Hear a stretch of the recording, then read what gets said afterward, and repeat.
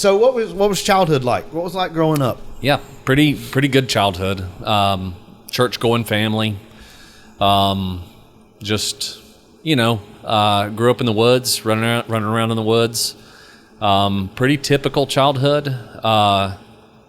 There was very early on in my entire family drug and alcohol use that became pretty representative of a lot of my teenage years, and then on into just circumstances that we had to deal with as a family beyond that, which I'm sure we could talk about. But, okay. Yeah. Now, was that your parents? It's my dad. Okay. And my brother. Okay. Yeah. Okay. Yeah. How many siblings are there? I have 2 brothers, one deceased. Oh, okay. And then the other still lives out in Old Fort. Is it true, like, if you're like raised in Old Fort, that's where you stay? Yeah, I'm proud to be. Yeah. Old Fort, I mean, I like the Old Fort area. I mean, and I always have. I like it. Yeah. Cool. Kind of take us through, like, growing up, childhood wise. Is there any, like, dark times that you would like to share? Sure. Kind of talk about that. Yeah.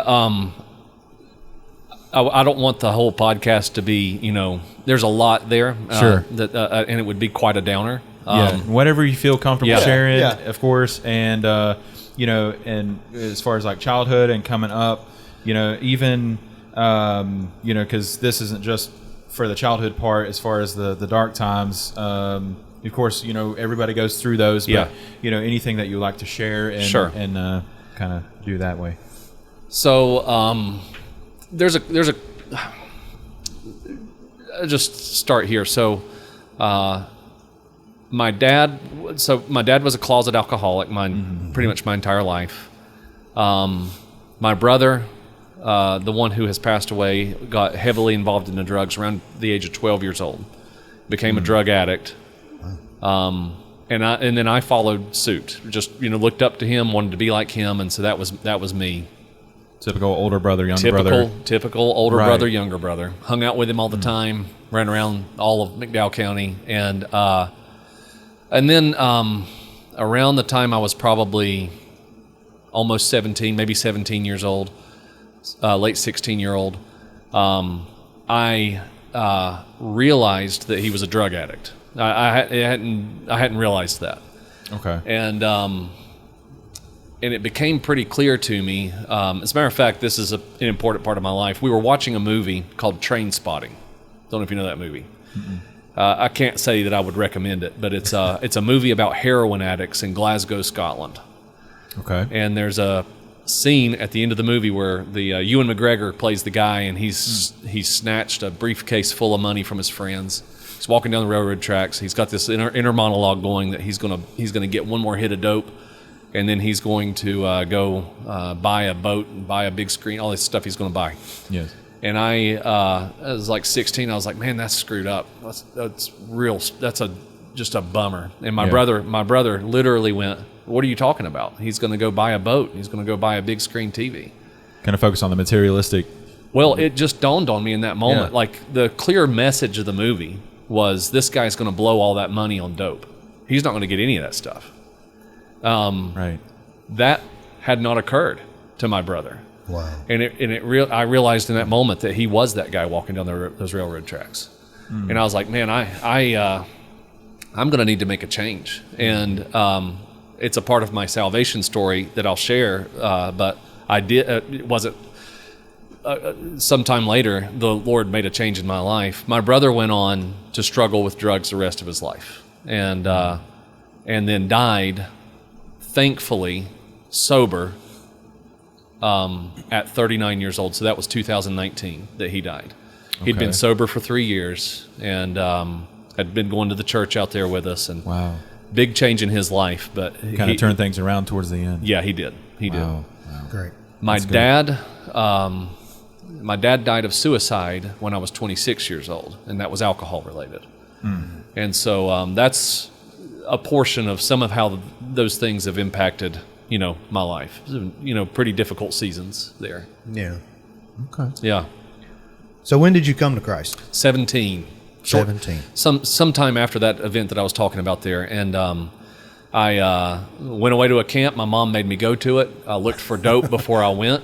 Oh, wow. My brother would not let me get any, to his credit. My mom stuffed my pockets full of Nicorette gum so I wouldn't get kicked out for smoking. And I went to this Christian camp. And before I went, I knelt down beside my bed for whatever reason. And I said, Lord, please speak to me this week. And he completely interrupted my life that week, changed me forever. It was at Gardner Webb. Yeah. It was in the gymnasium, and I knelt down in the middle of a room full of kids just walking all over the place because the place was, you couldn't really go anywhere. And the Lord met me in that room, and it was a communion service. Mm-hmm. And I kept hearing these people giving communion saying, this is my body, this is my blood. It said it over and over again.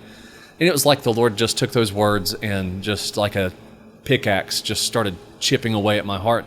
Wow. And I discovered that I believed and turned my life to Christ. And it was shortly after that, I know it's on here. I don't remember, I remember as a child, a young child, saying to people I wanted to be a preacher when I grew up. And that was always in the background. So when I got saved, I think it was like this natural next step. I don't recall making a decision after that, okay, I'm going to be a preacher. I think it was just like, okay, well, this is what you've sensed your whole life. You're just going to walk in that direction. And that's what I did. If you were to put an age, I know you said a child, but like 5 years old, you asking when I felt that? Yeah, like the first time that you can remember. First time I remember it was in the grocery store, seeing my kindergarten teacher, Miss Penland. And she asked, I guess I was probably a little older because she was no longer my kindergarten teacher. So I was probably first grade. Okay. And she asked what I wanted to be when I grew up. And I said, I want to be a preacher. Wow. Yeah. Wow. That's not your typical response for, that age. Because, it's usually just very specific, career paths. And I wanted to race dirt bikes at that age. That's what I wanted to do. I'm trying to remember what I wanted to be. I don't remember. But that's interesting. So about around first grade. Yeah. Wow. Yeah. In the grocery store. Very vividly. Yeah, very like vividly. A core memory. Mm-hmm. Wow. Thank you guys for tuning in today. If you would like and subscribe and then share this everywhere and with everyone you know. Catch you guys again soon. Thank you.